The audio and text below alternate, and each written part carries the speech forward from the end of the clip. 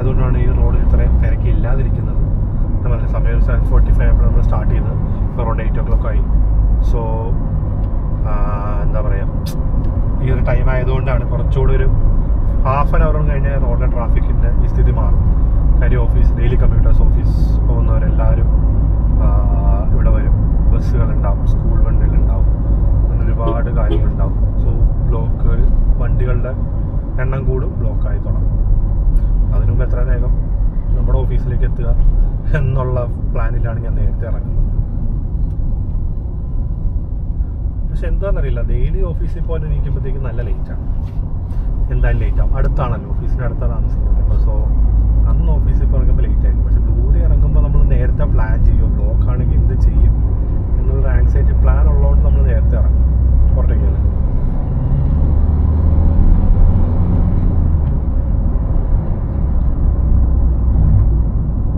കാരണം ഞാൻ റൈറ്റ് ഗിയറിലായിരുന്നു. എനിക്ക് പവർ എൻ്റെ കറക്റ്റ് RPM-ലായിരുന്നു. ഞാൻ ഗിയർ ഷിഫ്റ്റ് ചെയ്യേണ്ടി വന്നില്ല. കറക്റ്റ് ഗിയറിൽ കിടക്കുന്ന വണ്ടിയാണ്. കാലെടുത്ത വണ്ടി കയറുന്നറിയാം. 1.8 RPM-ൻ്റെ അടുത്തായിരുന്നു ഞാൻ. വണ്ടി അധികം എഞ്ചിൻ സ്റ്റോളായിട്ടില്ലായിരുന്നു. സോ എനിക്ക് പെട്ടെന്ന് പവർ കിട്ടുമെന്നറിയാം. സോ അതുകൊണ്ടാണ് ഞാൻ കയറിയത്. അല്ലെങ്കിൽ ഞാൻ കയറില്ലായിരുന്നു. ഒരിക്കലും നമ്മൾ വണ്ടിയെ നോക്കി വേണം വണ്ടി ഓടിക്കാൻ എന്നാണ് എൻ്റെ ഒരു പോളിസി. നമ്മളിപ്പം ഫ്രണ്ട്സിൻ്റെ വണ്ടി എടുക്കും, പല ആൾക്കാരുടെ വണ്ടി എടുക്കും. പക്ഷെ എല്ലാ വണ്ടികളും ഒരേപോലെ അല്ല ബിഹേവ് ചെയ്യുന്നത്. ആ വണ്ടികളുടെ ബ്രേക്കിംഗ് വ്യത്യാസമുണ്ട്, ആക്സിലറേഷൻ വ്യത്യാസമുണ്ട്, ഹാൻഡ്ലിംഗ് വ്യത്യാസമുണ്ട്, എല്ലാം വ്യത്യാസമുണ്ട്. നമ്മൾ ആ വണ്ടി എങ്ങനെയാണോ ഇരിക്കുന്നത് അങ്ങനെ ആ വണ്ടി ഓടിക്കാൻ പറ്റുള്ളൂ. അതല്ലാതെ ഓടിക്കുവാണെന്നുണ്ടെങ്കിൽ ഒന്നെങ്കിൽ നമുക്ക് പണി കിട്ടും, അല്ലെ ആർക്കെങ്കിലും പണി കിട്ടും. അതുകൊണ്ട് നമ്മൾ ആ കാര്യം സേഫായിട്ട് ഓടിക്കുക. നമ്മുടെ വണ്ടി പിന്നെ നമ്മുടെ ഇടയ്ക്ക് എടുത്തുകൊണ്ട് പോകുന്ന വണ്ടി, ആരെങ്കിലും ഫ്രണ്ട്സിന് വണ്ടി എടുക്കുകയാണെന്നുണ്ടെങ്കിൽ ആ സമയം നമുക്ക് കുറച്ചൊരു മേബി ഒരു ഹാഫ് ആൻ അവർ 1 hour ആയിരിക്കും ചിലപ്പോൾ ഓടിക്കാൻ കിട്ടും. ആദ്യം നമ്മൾ ഓടിക്കുന്നത്.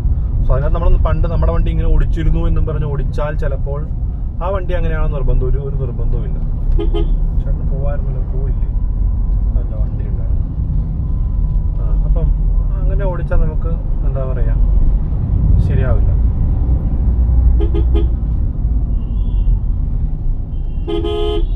കേട്ടോ, ഇതായിട്ടൊന്ന് പോകണം, ഇന്ന് പോകത്തില്ല. എന്ത് ചെയ്യാനാണ്? അങ്ങോട്ടൊക്കെ കുറച്ച് മാറത്തുനിന്ന് എല്ലാവരും പോയേനെ. പോട്ടെ, പുള്ളിക്ക് പോകണ്ടേ. പുള്ളിയുടെ റോഡാണല്ലോ, എൻ്റെ റോഡ് വല്ലെന്ന് വരും. യെസ്, എന്താ സൈലൻസറിന് എന്തോ ഇട്ടിട്ടിരിക്കണം, ഭയങ്കര സൗണ്ടല്ലോ. ടാറ്റ നെക്സോൺ കൊള്ളാം.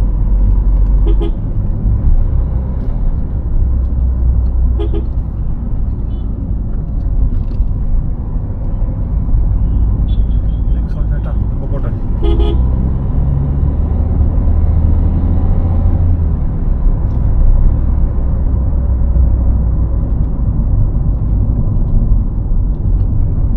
നെക്സോൺ ഒരു നല്ല വണ്ടിയാണ്. എനിക്ക് എൻ്റെ ഈ ഫോർഡ് വേഴ്സസ് നെക്സോൺ ആയിരുന്നു.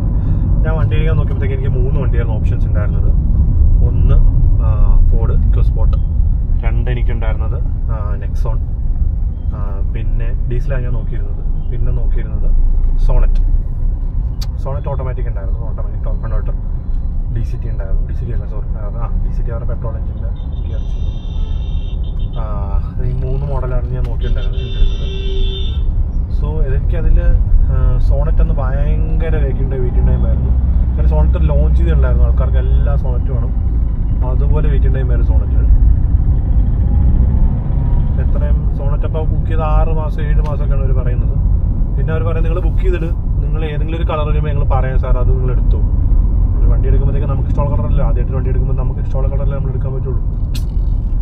സോ നമ്മൾ പറഞ്ഞു നമുക്ക് അത് വേണ്ട, നമുക്ക് ഇഷ്ടമുള്ള നമുക്കൊരു കളർ ചോദിച്ചതുണ്ട്, തരാൻ പറ്റുമെന്ന് ചോദിച്ചാൽ ഇല്ല. മോഡലും കളർ പോട്ടെ, മോഡൽ പോലും അവർക്ക് നമുക്ക് പറയുന്ന മോഡൽ തരാൻ പറ്റില്ല. ഉള്ള മോഡൽ ഒരെണ്ണം തരാമെന്നാണ് അവർ പറയുന്നത്. സോ അതിനോട് നമുക്ക് എങ്ങനെ കോൺടാക്ട് ചെയ്യണോ? വേണ്ട, ഏതെങ്കിലും വണ്ടി വന്നാൽ പണി കിട്ടും.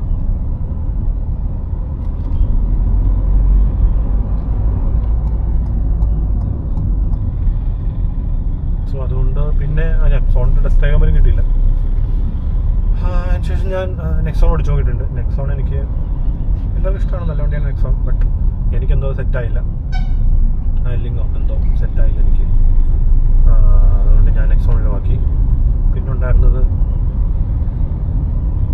കഴിഞ്ഞിട്ട് ഞാൻ ഫോൺ ഓടിച്ചത് സത്യം പറഞ്ഞു. അത് ശരിക്കും ഫോർഡ് വണ്ടിയോടിനുള്ളതിനേക്കാളും ഇഷ്ടം എനിക്ക് തോന്നിയത് ആ വന്ന സർവീസ് അഡ്വൈസർ അല്ലല്ലോ, സെയിൽസ് അഡ്വൈസറാണ്. എൻ്റെ പോലും അദ്ദേഹം നമ്മളെ എന്താ നമ്മളെ വീട്ടിൽ ഇത് വണ്ടിയുടെ ഓരോ പെർഫോമൻസ് ആട്ടെ ബ്രേക്കിംഗ് ആട്ടെ എല്ലാം പുള്ളി നമ്മളെ കാണിക്കുന്ന എക്സ്പ്ലെയിൻ ചെയ്യുന്നത്. ശരിക്കും നല്ല ക്വാളിറ്റിയുള്ളൊരു സർവീസ് സെയിൽസ് ആളായിരുന്നു ഞാൻ കണ്ടത്. പ്ലസ് എനിക്ക് വണ്ടി ഓടിച്ചു, വണ്ടി എനിക്ക് ഇഷ്ടപ്പെട്ടു. ഹാൻഡ്ലിംഗ് ആട്ടെ, ലുക്സ് ആട്ടെ, SUV ഫീൽ, ലുക്സ് എല്ലാം കൊണ്ടും എനിക്ക് വണ്ടി ഒത്തിരി ഇഷ്ടപ്പെട്ടു. അതിന് ശേഷം ഞാൻ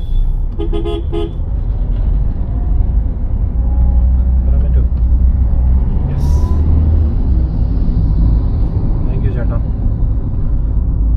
ലോറി ചേട്ടനോടാ, അല്ലാതെ ഈ ചേട്ടനോടല്ല. ബസ് ചേട്ടൻ നമ്മളൊന്ന് ഹെൽപ്പ് പോലും ചെയ്തില്ല, ലോറി ചേട്ടനോടാ പറഞ്ഞു. ശരിക്കും ബസ് ചേട്ടനോട് പറയാം, കയറിപ്പോന്ന് പറയാൻ പുള്ളിക്കില്ലേ, വേണമെന്നുണ്ടെങ്കിൽ പൊക്കോ എന്ന് പറയാം. പുള്ളിക്ക് ഹാൻഡ് സിഗ്നൽ തരാം, വണ്ടിയൊന്നുമില്ല നിങ്ങൾ പൊക്കോ. പിന്നെ എത്രയും വണ്ടികൾ അവരുടെ പുറകെ കിടക്കുമല്ലേ. പക്ഷേ അങ്ങനെ തരാൻ തോന്നുന്നത് ഒരു ആൾക്കാരുടെ ഒരു ക്വാളിറ്റിയാണ്. വേണേൽ തോന്നാതിരിക്കാം. ഇന്നലെ ഞാനൊരു BMW പരിചയപ്പെട്ടായിരുന്നു. ആ BMW ആണ് പരിചയപ്പെട്ടെന്ന് വെച്ചാൽ ഇതൊരു അല്ല BMW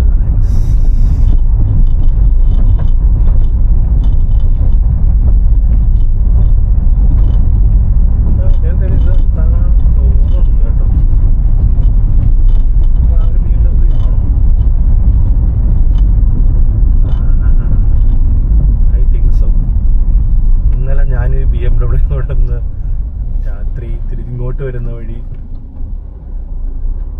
കണ്ടായിരുന്നു. ആ BMW തന്നെയാണെന്ന് എനിക്ക് തോന്നുന്നത്. എനിക്ക്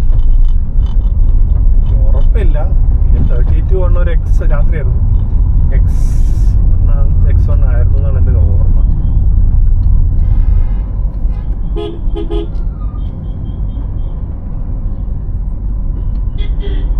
ആണെന്ന് എൻ്റെ ഒരു ഓർമ്മ. X1. ഓക്കെ, എന്നെ പരിചയമുണ്ടോ നോക്കാം.